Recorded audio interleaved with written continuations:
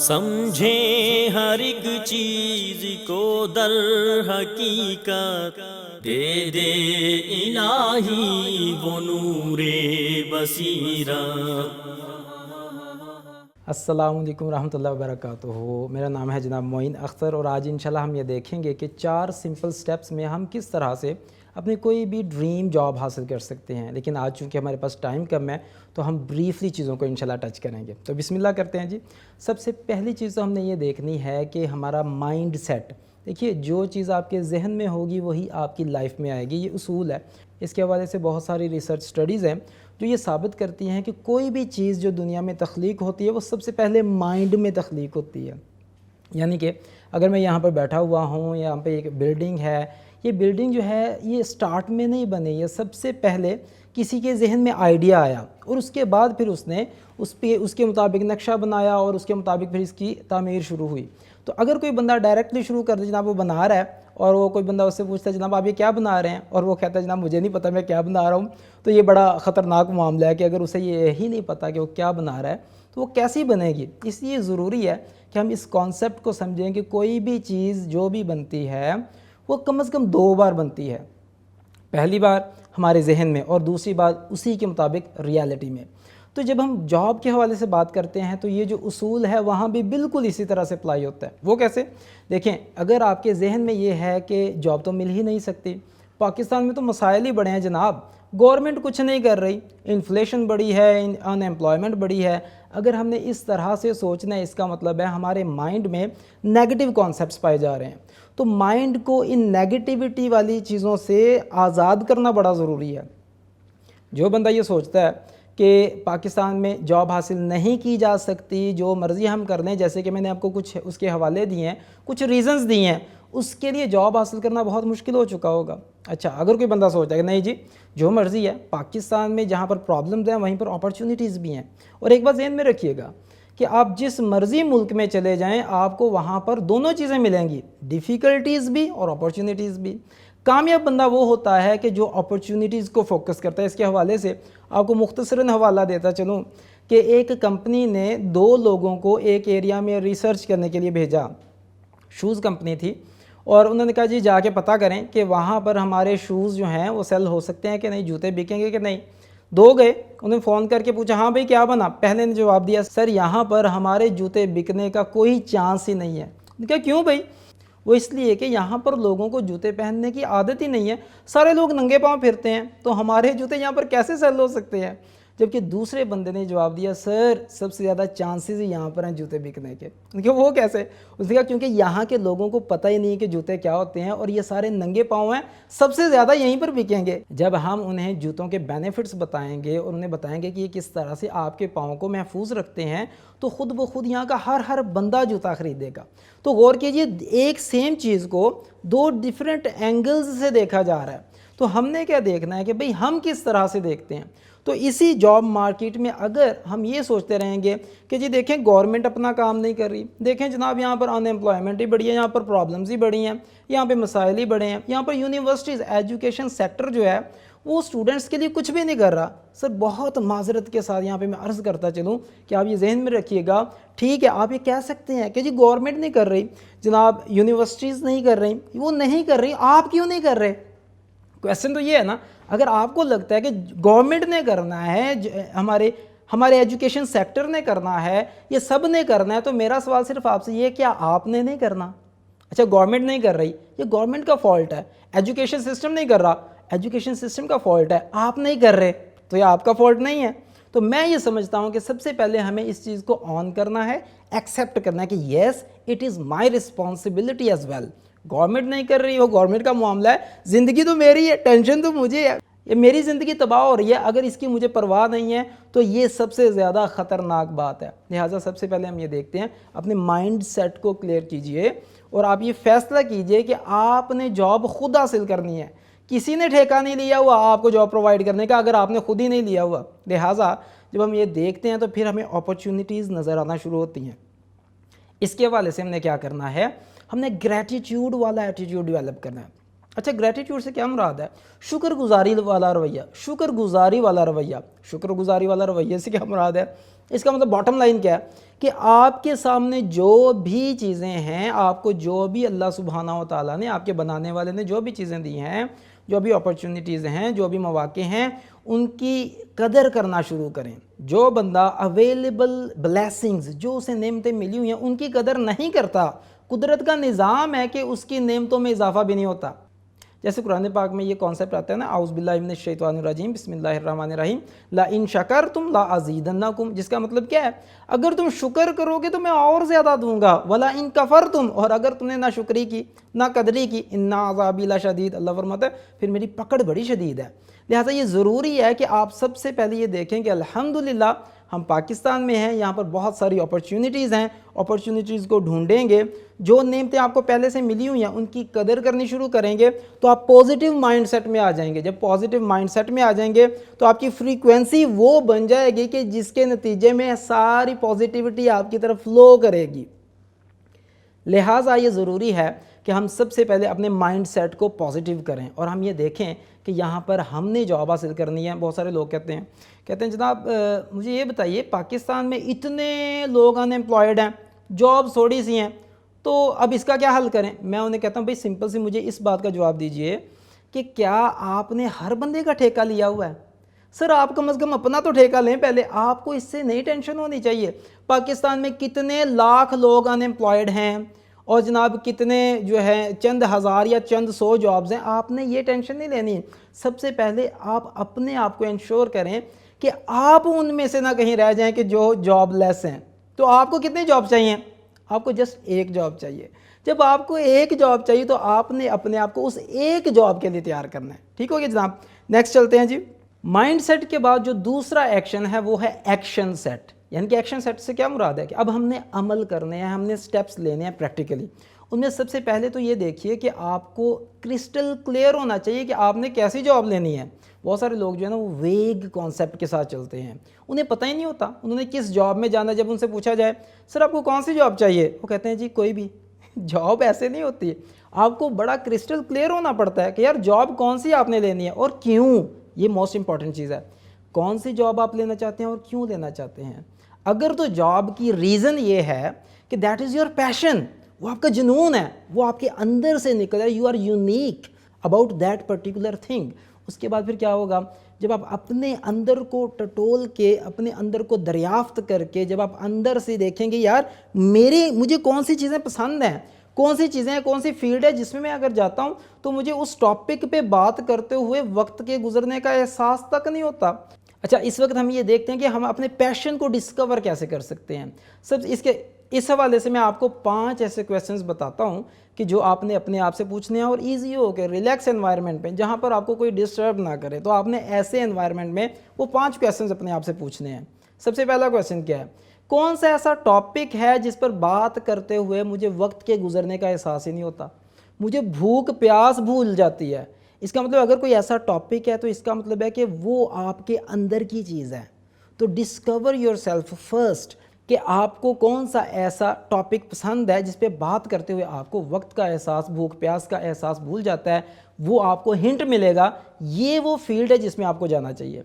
दूसरा क्वेश्चन आप अपने आप से ये पूछ सकते हैं कि अगर नाकामी नाम की कोई चीज़ ही ना हो, मुझे गारंटी दे दी जाए कि जनाब कामयाब होंगे, जो मर्ज़ी चूज़ कर लें, फिर मैं किस फील्ड में जाना पसंद करूंगा। बहुत सारे लोग ना वो नाकामी के खौफ से कोई अच्छा काम या किसी भी फील्ड में जाने से घबरा जाते हैं। उसकी वजह क्या है, उन्हें लगता है कि यार मैं जाऊं तो सही लेकिन इसमें अपॉर्चुनिटीज़ ही नहीं है, इसमें नाकाम होने के चांसेस बहुत ज़्यादा। नो, इसलिए आपने उस कॉन्सेप्ट को, उस गलत किस्म के ख्याल को ही आपने साइड पर रख देना है। आपने क्या सोचना है कि भाई मैं किस तरह से अपने आप को डिस्कवर करके मैंने किस तरह से वो फील्ड ढूंढनी है जिसमें कि मैं थ्राइव करूँगा, जिसमें मैं बहुत आगे निकलूँगा, बहुत ज़्यादा ग्रो कर सकूँगा। और उसके लिए ज़रूरी है नाकामी के ख्याल को फ़िलहाल थोड़ी देर के लिए साइड पे रख दें और अपने आप से ये पूछिए कि अगर नाकामी नाम की कोई शय ना हो तो फिर मैं कौन सी फील्ड में जाना पसंद करूँगा। तीसरा सवाल आप अपने आप से पूछ सकते हैं कि अगर आपको इतना पैसा मिल जाए कि आपको पैसे के लिए काम करने की ज़रूरत ही नहीं है, फिर आप कौन सा काम करना पसंद करेंगे, फिर कौन सी ऐसी फील्ड है जिसमें आप जाना पसंद करेंगे। वजह उसकी क्या है, बहुत सारे लोग पहले ही एक रिस्ट्रिक्शन लगा देते हैं, कंडीशन लगा देते हैं शर्त रख देते हैं कि भाई इतना पैसा होगा तो मैं इसी में जाऊंगा, फ़लाँ फील्ड में जी पैसा बड़ा, फ़लाँ फील्ड में फेम बड़ी है, फ़लाँ फील्ड में तो बल्ले बल्ले बड़ी है। तो आपने ये फ़ैसला करना है कि आपने ये सारी चीज़ों को थोड़ी देर के लिए साइड पे रख दें। आप सोचें कि अगर आपको फेम भी मिली हुई है, बल्ले बल्ले भी हर चीज़ है, सब कुछ ही है, पैसा भी आपके पास ठीक ठाक है, अब आप कौन सा काम करना पसंद करेंगे? अगर आपको पैसे के लिए या किसी भी एक्सटर्नल रीज़न के लिए जॉब करने की ज़रूरत नहीं है। चौथा क्वेश्चन जो आप अपने आप से पूछ सकते हैं वो ये है कि अगर आपके पास आप एक ऐसी लाइब्रेरी में चले जाते हैं जहाँ पर हर टॉपिक पे किताबें मौजूद हैं, आप कौन सी किताब पढ़ना पसंद करेंगे? कौन सा ऐसा टॉपिक है जिस पर आपका जी चाहता है कि आपको कुछ और पता चले, कुछ और आप सीखें, कुछ और लर्न करें उस हवाले से? क्योंकि ये जो चौथा क्वेश्चन है इससे आपको अंदर से ये हिंट मिलेगा कि वो कौन सा ऐसा ख़ास टॉपिक है जो आपको बड़ा सूट करता है, जो आपके अंदर से निकल रहा है। आप अपने आप को रोक नहीं सकते, आपका जी चाहता है यार इस पर एक किताब आए, दूसरी किताब आए, तीसरी, मैं पढ़ता चला जाऊँ। पांचवा पॉइंट ये है कि ऐसा कौन सा टॉपिक है कि जिस पर अगर आपके पास बैठे कोई दो दोस्त बातें कर रहे हैं तो आप अपने आप को रोक नहीं सकते, आप कहते हैं यार मैं तो इसमें ज़रूर बोलूँगा। आपको ऐसा लगता है कि वो आप अपने आप को रोक ही नहीं पाते। बहुत सारे लोगों के लिए पॉलिटिक्स हो सकता है, बहुत सारे लोगों के लिए जनाब सेल्फ हेल्प हो सकता है, पर्सनल एक्सीलेंस हो सकता है, ज़िंदगी में कामयाब कैसे होना है। बहुत सारे लोगों के लिए बिजनेस पॉइंट ऑफ व्यू से कोई बात हो सकती है। बहुत सारे बंदों के लिए ये हो सकता है कि भाई कंप्यूटर रिलेटेड स्किल्स जो हैं उसमें कैसे आगे जाया जा सकता है। आपको कंप्यूटर के आप उसके लिए पैशनेट हैं, तो हो सकता है इन 5 चीज़ों में जब आप अपने आप से पूछेंगे तो आपको वो जो हिंट मिल रहा है बार बार, तो ज़हन में रखिएगा वो आपके अंदर की आवाज़ है, उसे लाजमी सुनिए, उसकी बेस पर डिसाइड करिए आपने किस फील्ड में जाना है। और इस हवाले से मैं एक छोटी सी आपको मिसाल दे दूँ कि कहते हैं कि एक जो अंडा है ना, जब वो अंदर से टूटता है तो दुनिया में एक नई ज़िंदगी आती है, और अगर उसी अंडे को बाहर से तोड़ दिया जाए तो लोग उसे आमलेट बना के खा पी जाते हैं। तो अगर आप चाहते हैं दुनिया में ज़बरदस्त किस्म की वैल्यू ऐड करना तो सर अंदर से टूटिए। अंदर से टूटने का क्या मतलब है कि अंदर से डिसाइड कीजिए कि आप किस फील्ड में जाने के लिए, कौन सी जॉब के लिए बने हैं, उस फील्ड में जाने का फ़ैसला कर लीजिए, और वही वो फील्ड होगी जिसमें आपकी स्टोरी सक्सेस स्टोरी बन जाएगी इंशाल्लाह। ठीक है जनाब, नेक्स्ट चलते हैं जी। जब आपको ये पता चल गया कि आपने कौन सी फील्ड में जाना है, अब आपने फौरी तौर पे उस पर रिसर्च शुरू कर देनी है। कौन कौन सी इंडस्ट्रीज़ हैं, कौन कौन सी कंपनीज़ हैं जिसमें वो वाली फील्ड में काम हो रहा है, और उस हवाले से आपने जिस पोजीशन के लिए जाना है उस पर भी रिसर्च कीजिए। बड़ा सिंपल है आज के दौर में, तो गूगल में जाएँ, जाके टाइप करें जो भी आपका पैशन आपको महसूस हो रहा है, वो पैशन है आपका, उस पर जाके देखें कौन कौन सी जॉब्स अवेलेबल हैं या कौन कौन से एरियाज़ हैं जिसमें आपकी स्किल्स या आपकी वो जो गॉड गिफ्टेड लाइकिंग है वो फिट इन हो रही है। तो आपने उस एरिया में जाना है, उस इंडस्ट्री या उस कंपनी में जाना है, और उसके हिसाब से आपने पहले रिसर्च करनी है। तो इसके लिए मैं क्या कहता हूँ, रिसर्च बिफोर यू सर्च। ठीक है जनाब, पहले रिसर्च करेंगे। रिसर्च करने के बाद फ़ौरन आपने फिर क्या करना है, सीवी बनानी है जो कि कस्टमाइज्ड सीवी होगी। अच्छा, कस्टमाइज सीवी से क्या मुराद है? सर सीवी ऐसी नहीं होती कि जनाब मैंने चुप करके कहा, नेट से एक मैंने परफॉर्मा उठाया और उसे मैंने एडिट करके चुप करके जनाब उसी तरह से छाप के भेज दिया। No, that is very wrong thing. ठीक है, सीवी के हवाले से आपने बहुत मोहतात होना है, और वो ये है कि आपकी सीवी कस्टमाइज्ड सीवी होनी चाहिए, जिस तरह की जॉब में आप जाना चाहते हैं उससे मुतल्लिका होनी चाहिए। अच्छा, उसके लिए आप क्या करेंगे, आपने ऑब्जेक्टिव जो है वो बड़ा सोच समझ के लिखना है। ऑब्जेक्टिव जो है वो स्पेसिफिक होना चाहिए आपकी फील्ड से मुतल्लिका, और ऑब्जेक्टिव जो है आपका उसमें फ्यूचर प्लान क्या है, आप किस लेवल पे जाना चाहते हैं, उसमें कुछ ना कुछ पैशन झलकना चाहिए कि यार ये बंदा बड़ा जुनूनी है, बड़ा ये पैशनेट है, ये चाहता है कि थ्राइव करे इस फील्ड में, वो एक फीलिंग आनी चाहिए ऑब्जेक्टिव को पढ़ के। अच्छा, इसमें ना एक और बड़ी गलती होती है, लोग क्या करते हैं, एज इट इज़ एक ही ऑब्जेक्टिव हर जगह पे अप्लाई करते चले जाते हैं।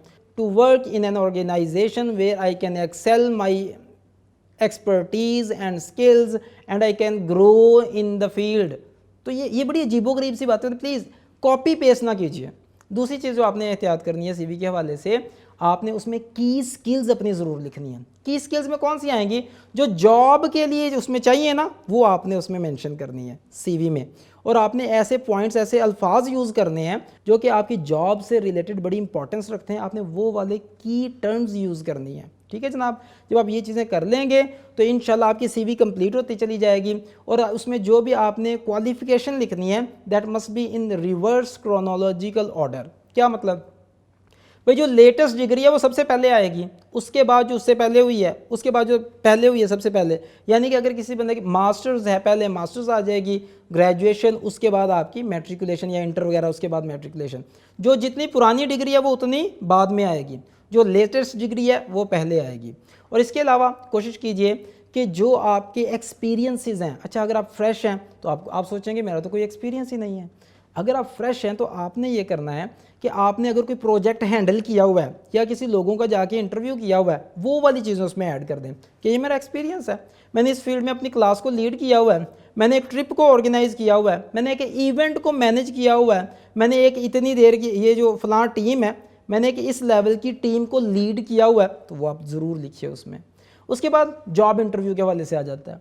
जॉब इंटरव्यू में उमूमी तौर पे 3 पॉइंट्स आपने हमेशा जहन में रखने हैं। पहली चीज़ कि आपकी ड्रेसिंग कैसी है, जहन में रखिएगा।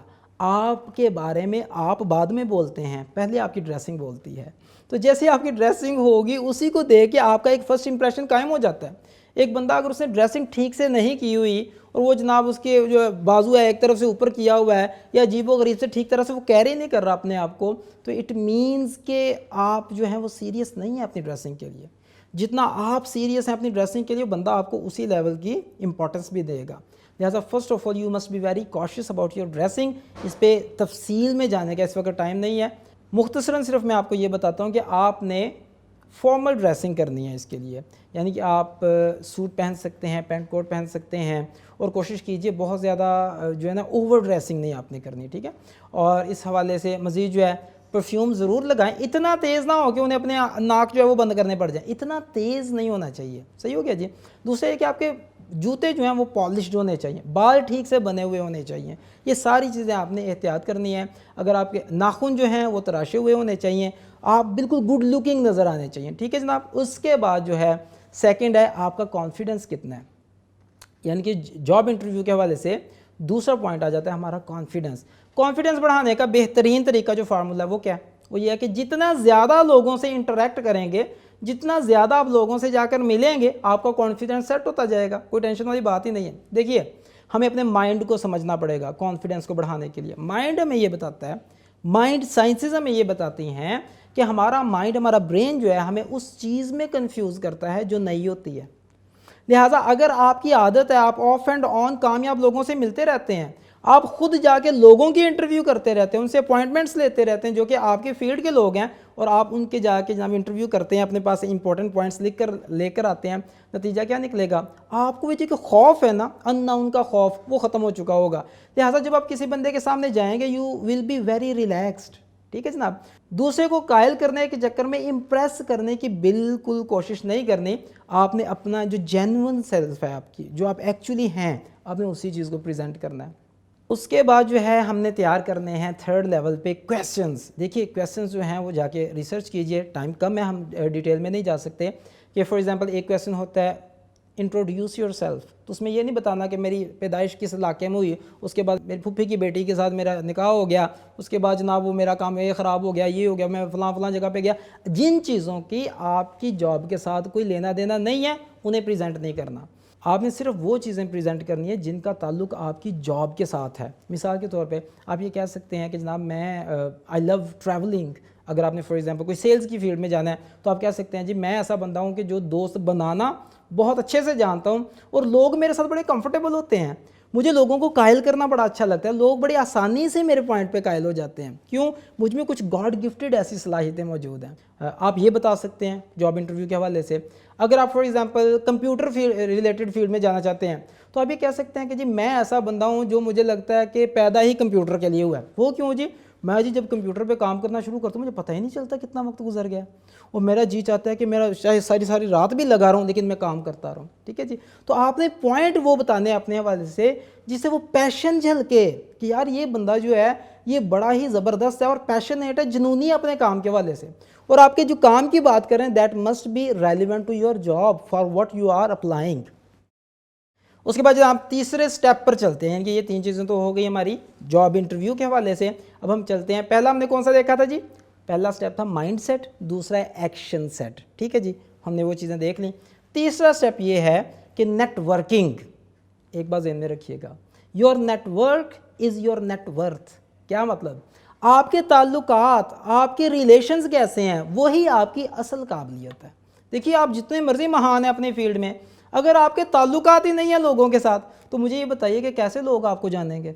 अगर आप जहाँ बड़ी कीमती शय, सर अगर एक हीरा भी है ना, किसी को पता ही नहीं होगा, बेचारा पड़ा रहेगा, जहाँ पे है वहीं पे रह जाएगा, उसकी कोई कदर ही नहीं करेगा, कोई उसकी कीमत देने को तैयार ही नहीं होगा, क्यों? किसी को पता ही नहीं है कहाँ पड़ा हुआ है। तो अगर आप जो मर्जी हैं, जितने मर्जी महान हैं, जितने मर्जी ब्रिलियंट हैं, एक्सीलेंट हैं, लेकिन अगर लोगों को पता ही नहीं है, आपकी कदर नहीं होगी। तो इसलिए ज़रूरी है आप हर उस बंदे से कोशिश करें ज़्यादा से ज़्यादा ताल्लुकात कायम करने की, जो कल को आपकी फील्ड में आपको हेल्प आउट कर सकता है। आप MBA कर रहे हैं मार्केटिंग में, तो आपको पता होना चाहिए, आपने मार्केटिंग में जाए तो मार्केटिंग जो मैनेजर्स हैं मुख्तलिफ कंपनीज़ के, उनके साथ आपके ताल्लुकात होने चाहिए। डिग्री कंप्लीट होने से पहले होने चाहिए। और अगर आपकी डिग्री होगी, आपने नहीं किया, कम से कम अब कर लें। कहते हैं ना, it is never too late. तो बहुत देर नहीं हुई, तो अभी फैसला कीजिए। आपसे मुतल्लिका लोगों के, जिस फील्ड में आप जाना चाहते हैं, उससे मुतल्लिका लोगों के साथ आपके ताल्लुकात बड़े ज़बरदस्त होने चाहिए। नेटवर्किंग के हवाले से एक बात और जहन में रखिए कि हम किस तरह से रेलिवेंट बंदे ढूंढ सकते हैं। दो उसके लिए मेजर सोर्सेज हैं। एक है वर्चुअली कैसे हम देखेंगे कि जनाब गूगल पे जाइए, आप फेसबुक पे देखिए, लिंक्डइन पे देखिए, आपको पता चल जाएगा कौन कौन से लोग इस फील्ड में ऑलरेडी हैं, मैनेजमेंट की पोजीशंस में हैं। HR फोरम्स कौन कौन से हैं, वहाँ पर ख़ुद को एनरोल करने की कोशिश कीजिए। और इसके अलावा आप फिज़िकली भी जा सकते हैं, आपके कोई जानने वाले हैं, उनसे रेफरेंस लीजिए कि फ़लाँ बंदा जो इस फील्ड में मैनेजमेंट पोजीशन पे या किसी भी सीनियर पोजीशन पे है, उनसे जाके मिलिए, उनका इंटरव्यू कीजिए, उनसे नेक्स्ट बंदे का कॉन्टैक्ट नंबर लीजिए, उनके पास जाइए, बड़े प्यार मोहब्बत के साथ उनका इंटरव्यू कीजिए। उन्हें अप्रोच करने से पहले आप अपॉइंटमेंट लीजिए और अपने पास डायरी रखिए, जाकर उनसे कुछ क्वेश्चंस पूछिए, उनके लिए कोई ना कोई छोटा मोटा गिफ्ट भी ज़रूर लेकर जाइए। उसके बाद आपने क्या करना है कि आप स्टार्ट सर्विंग। सर जो स्किल आपके अंदर है ना, उस पर काम शुरू कर दीजिए। कोई ऐसी जगह ढूंढ लीजिए जहाँ पर जाकर आप वॉलंटियर कर सकते हैं, जहाँ पे जाकर आप फ्री में जाके सर्विसेज ऑफ़र कर सकते हैं। इसका फ़ायदा क्या होगा कि आपकी सलाहियतों को जंग नहीं लगेगा, आप पॉलिश होते रहेंगे। पैसा चाहे नहीं आ रहा, लेकिन आप ग्रो कर रहे हैं, आप ज़्यादा पॉलिश होते जा रहे हैं, कीमती हो रहे हैं। Last step but not the least, वो कौन सा है? परसिस्टेंस। ध्यान में रखिएगा जनाब, परसिस्टेंस। फोर्थ स्टेप ये है परसिस्टेंस। क्या मतलब भाई? Never give up. सर लगे रहें, एक जगह पे जाएं, उस बंदे ने आपको ऑफ़र नहीं करवाई, उसने आपको लिफ्ट नहीं करवाई, दूसरी जगह पे जाइए। उसने लिफ्ट कराई, तीसरी जगह पे जाइए, वहाँ भी नहीं, उस बंदे ने भी आपको किसी खाते में नहीं गिना, अगली जगह पे जाइए। सर कामयाब बंदा वो होता है जो एफ़र्ट करता रहता है। और जब तक आप एफ़र्ट कर रहे हैं, कभी ये नहीं सोचना कि यार मुझे कोई बंदा किसी खाते में ही नहीं गिन रहा। हो सकता है कि आपको अभी मज़ीद लर्निंग की ज़रूरत है। आप अप्लाई करें, अपने आप से पूछें कौन सी गलती हुई है, दोबारा से अपने आप को मज़ीद वेल प्रिपेयर्ड करें, फिर ट्राई करें। इसके लिए आप इंग्लिश का एक सेंटेंस अपने पल्ले बांध लीजिए। वो कहते हैं, winners never quit and quitters never win. जो जीतने वाले होते हैं वो कभी भी हार नहीं मानते, और जो हार मानने वाले होते हैं वो कभी जीतते नहीं हैं। तो दुआ है कि अल्लाह सुब्हानहू व तआला आपको इस फील्ड में बहुत कामयाबियाँ अता फरमाए। हमने 4 स्टेप्स देखे, और उसमें पहला स्टेप क्या था? क्विकली रिव्यू के लिए पहला स्टेप था माइंड सेट, कि आपने अपने सही रवैये के साथ आना मैदान में।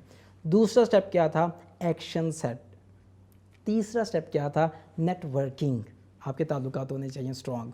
चौथा स्टेप क्या था? कि आपने परसिस्ट करना है, आपने कभी भी गिव अप नहीं करना। तो इसे अगर आप याद रखना चाहते हैं, M mind set, action set क्या A याद रखना है, और आपने नेटवर्किंग का N याद रखना है, और परसिस्टेंस का P याद रखना है। तो वर्ड ज़हन में रखिए, मनपसंद जॉब, मनपसंद MANP, ठीक है जी। उसके पहले जो 4 हैं वो आपकी 4 स्टेप्स हैं, वो पसंद का जो P बन रहा है ना पहला, वो आपको मनपसंद जॉब तक ले जाएगा। दुआ में याद रखिएगा। बहुत शुक्रिया आपका। अस्सलामु अलैकुम व रहमतुल्लाहि व बरकातुहू।